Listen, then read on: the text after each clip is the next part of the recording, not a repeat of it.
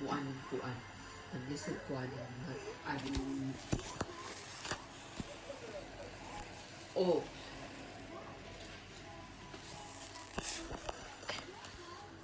Kabaw man ko. Si Isa.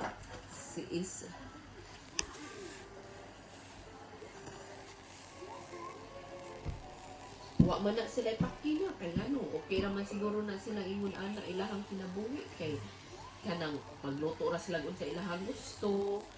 Nya, ingon ana basta na lang sila kuan dili. Mbot yun eh.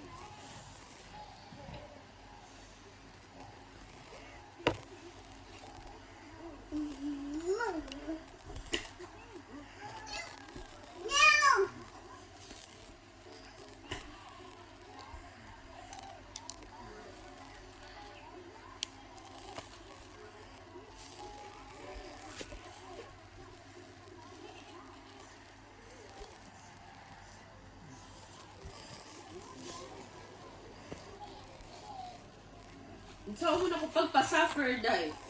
Saan mo na ko pagpa-suffer, day?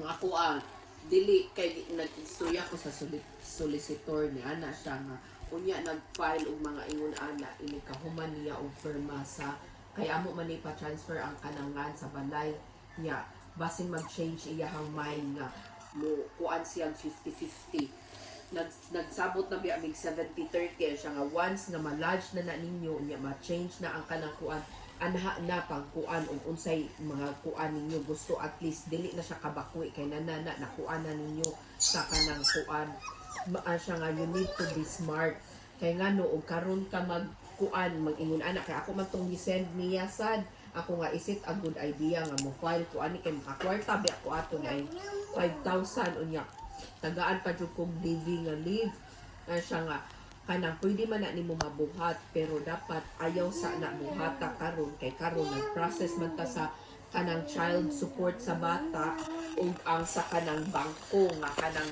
ang amo man kung gibuhat kay di man nina mo ibaligya ang balay pero ang gusto sa solicitor nga maski dili ibaligya iyaham kanang mura pig mag-refinance unya ang